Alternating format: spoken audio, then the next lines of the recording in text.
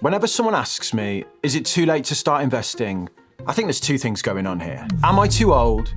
And have I just missed out on all the good days? Today I'm going to systematically dispel the notion that it's too late for you from absolutely every angle that I can think of. Just chop away at that nonsense. I'm also going to give you an age-based approach on how I would approach investing, depending on where I am in life. But right, let's get on with it because we wouldn't want to be late now, would we? Let's start with a big one. The fear that the moment you start investing, everything gets really bad. You finally put your money in, and then the next day, the market drops.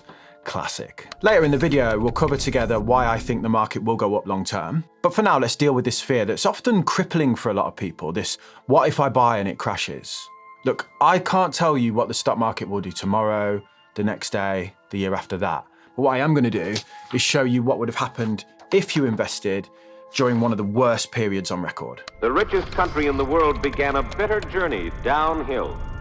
The stock market buckled and crashed, and the nation's economy plummeted into the depression. This was a decline of about 89% from its peak to its bottom value, and it didn't regain that peak until 1954. It's pretty crap. That's a 24 to 25 year round trip just to get back to where you started. I do think it's worth saying at this point as well, regardless of what I'm about to say about investing through this period, this would have been an awful time to even be alive, let alone be an investor, and anyone would have doubted themselves. Crashes are uniquely powerful in their ability to rattle you, regardless of what you think you know. But I hope to help you frame them today differently, so then next time you experience one, and you will experience one, you can go, based on where I'm currently at in my investing timeline, is this a good thing for me, or is this a bad thing? Let's line up two versions of you on this chart, both at the exact same place here, just at different stages of your investing journey. The young version of yourself is starting to invest at the exact moment the American stock market will experience this crash. Meanwhile, the older version of you has just grown their portfolio through one of the biggest booms ever, and is sitting on a massive pile of cash that they're considering living off in retirement. Whose position would you rather be in? The older investor who had a portfolio that was heavy in stocks in 1929 and was retired or close to retirement and relying on that portfolio would have been devastated by this 80 to 90% drawdown, which was then followed by this very slow climb back up. Any plans to live off this money were dashed due to the timing of this collapse. But the experience for the younger investor would be almost flipped. For them, the same 89% collapse would have been a once-in-a-lifetime opportunity to buy into this stock market each month at cheaper and cheaper prices. Then that money would have compounded through the recovery and this post-war boom here. The same crash, the same person, just at different points of life. The question is not will the stock market crash? It will. But when will it crash in relation to where you're at in your financial life? The ideal path for a new investor is pretty counterintuitive. It's a rubbish stock market while they're working and while they're buying into that stock market, and then a very good one when they retire. To fear a decline in the stock market when you're just starting out with nothing to lose is a bit like a first-time home buyer worrying because house prices in the dream neighborhood they want to buy in have just started plummeting the exact week that they started looking to buy. But, you typically don't buy a house every month, do you? You buy the stock market often. So actually, again, quite counterintuitively, a sustained decline or a really bad market for a new investor is actually potentially a really good thing. The time to fear a decline is at the point where you're switching from accumulating assets into the time you want to spend them. The risk a crash then poses is that it hammers your portfolio at the exact moment that you wish to draw on it. This is called sequencing risk, and it looks a bit like this. Let's say you're about to retire. I'm going to use big, simple numbers here because it's easy for me to calculate.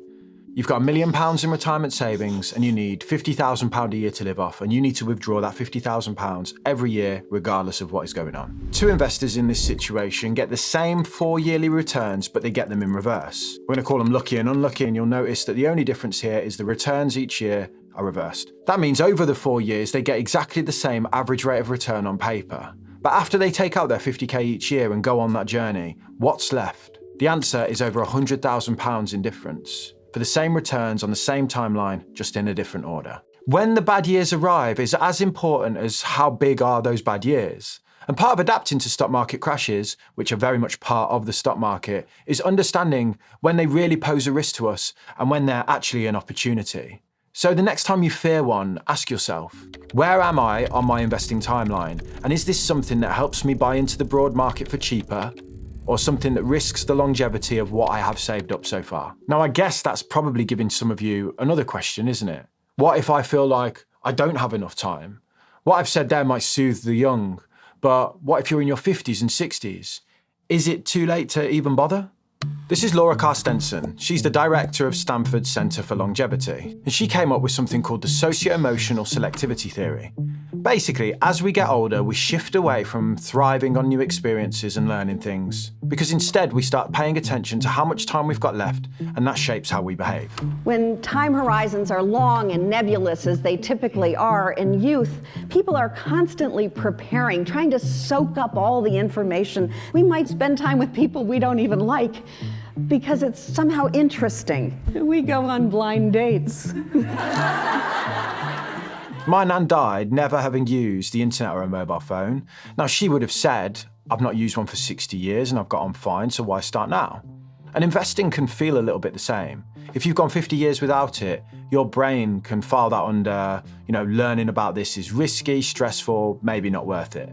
But what most investors don't realize is, it's too late for me, and choosing not to invest is an investment decision, and it's one with potentially devastating consequences. This chart by Mariana Hunt at Fidelity looks at rolling 5, 10, and 20-year periods, measuring how often cash and the UK stock market have beaten inflation. Over 5 or 10 years, cash beating inflation is basically a coin flip. Stretch the time frame out and it does improve a bit, but the stock market, as you can see here, improves a lot more. Forget the jargon or complexity of the topic of inflation for a second and just answer me this question. Do you think the stuff you buy today will cost more in the future? In 20 years, will a pint of milk cost more than it does now? If the answer is yes, and if you're in your 50s and 60s, you hopefully have way more than 20 years ahead of you. So if you sit in cash because it's familiar, because it feels like the safe thing to do, you're increasing the odds of your money's buying power going backwards and that what you have saved up for retirement is not enough to sustain you. Moshe Milevsky, in his book, Are You a Stock or a Bond?, frames the retirement piece like this with this diagram. Your retirement income need is just the number that you need each year to live. Some of that income will be covered by reliable sources, maybe a defined benefit pension, or in many cases today, the UK state pension. Everything else is the income gap, and this is the amount that you're going to need to pull from your own savings, your nest egg, year after year. So the question becomes, given the savings you have built up, big or small, can that income gap be sustained without the nest egg running dry? And yes, a key question around sustainability is how much you spend. If you're going to take 50 grand a year from a 100 grand pot, it's not going to last very long, is it? But the other part is inflation. Your pot has to, at the very least, keep rising with price increases. The Bank of England targets an inflation rate of 2%. They want inflation at that level every year. But the average inflation rate between 1950 and 1988 was 5.8%. And more recently, from 1989 to 2022, it was 2.6% a year. Let's just say they hit their target. That 2% will still turn £100,000 into £55,000 worth of purchasing power in 3 decades. At 2.6%, that extra 0.6% reduces the spending power of that 100k to 46,300. If you don't outrun that force, your ability to live the lifestyle you want is cut over time. We all need to invest some of our wealth for that reason, no matter our age. I will invest in some way, shape or form until the day I die. And there are loads of ways that you can do that investment. Property's been a popular one in the UK in recent years.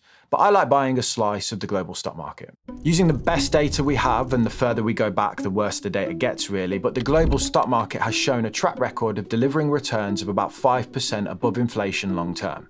Also, the barrier to entry is tiny. You can start with as little as £1, plus the UK incentivises you with tax wrappers like ISAs and pensions that help you avoid a lot of the taxes. It's really cheap as well. You don't get all of the extra fees, taxes, hassle, solicitors that you get with, say, a property investment. I've made so much content and free resources on how to do this, but I'll link some of those in a resources document for this video that I've linked below, just so we don't have to go over everything again here. And I don't want to sit here and oversimplify the process or come across as flippant. It's easy to invest in the global stock market, but it's a hard thing to do long term because of the gyrations and the emotional journey that you'll go on throughout that period. But you can invest at any age. For example, if you go into the description or pinned comment of this video, there is a link to Trading 212. If you sign up to that and use promo code Damien, D-A-M-I-E-N, or just use the QR code on screen, and deposit £1, they will give you up to £100 of free fractional shares just for depositing that £1. That is an affiliate link, so if you use it, I get something as well, but it doesn't affect the cost of the service to you in any way, shape or form. But let's say I was starting, I would take that £1 and the free fractional shares that I just received, and then I personally would invest into the global stock market, really simply with funds like VWRL or this one from Invesco. In a couple of button clicks, I've just purchased into the global stock market using one of those funds. I do that every month, bar the free fractional shares thing because they only give you the offer once, but I invest in that way every single month and I will do that for the rest of my life. If you're 50 or 60 right now, according to the ONS, there's around a 25% chance of you living to your mid-90s if you're a man or a woman. Saying it's too late for me is like going back to your 10-year-old self and saying, give up, mate, because it's too late for you to improve your life over the next 40 years. It's clearly a ridiculous thing to say. A 20 to 40 year investing time horizon is huge, and so is the damage that inflation will do to your finances over that period. Doing nothing, not investing, isn't neutral, it's choosing cash, which is an asset with a terrible track record of beating inflation long term. As I mentioned before, the trade-off is the stock market is bumpy, especially short term. You have to stomach this volatility to get the outcome that we actually want, which is the trend that over long periods of time, the global stock market has tended to go up at a rate that outpaces inflation. But Damien, I hear you ask, what makes you so confident that the global stock market will keep going up over time? It's a good question. I could sit here and say that markets will always go up because capitalism exists, that businesses will always seek new opportunities and new ways to be efficient and to profit, and that humans, by their very nature, are consumers that will always buy goods and services. I could also say as well that if everything looks like it's about to fall down, like it did in the Great Depression, governments are highly likely to step in and pursue policies to make sure it doesn't all go to pot. Quantitative easing is the process where central banks buy up bonds, company shares, and other assets in an economy in order to stimulate that economy. So it was first done by the Japanese, and then America started to use it post-2008. And it seems to me now that any time there is a big crisis, this action is relied on. There have actually been studies into its effect on stock markets. They've shown in both Japan and America a lasting increase in share prices as a result of this action, especially in the Japanese market where they studied it for much longer. I believe that governments will never stop printing money in times of crisis. I just think it's too tempting for them to push that button. But that is just my personal belief. And really the message is that I can't guarantee anything about if the markets will go up or not. Nobody can. We can be fairly confident, especially over, say, 20-year plus timelines. But ultimately, past performance is no guarantee of future performance and all of that. But what I can guarantee is that inflation is deliberate and it is persistent. This is a structural force that governments want to happen and cash just gets eaten by it. By buying into the market, into the stock market, you take an ownership stake in the very companies whose prices are actually rising. And I personally think that that is a much better bet for combating the corrosive force of inflation than just sitting on the sidelines saying, is it too late for me? Do you know where the word invest comes from? It comes from this Latin phrase which means to clothe, to cover up, to protect. Investing is an act of protection, an armour we place around the money that we've produced from the work that we do each day. And as long as you have days left in you, the answer to the question, am I too late, will always be no. So get up, get dressed, and let's go. Because we wouldn't want to be late now, would we?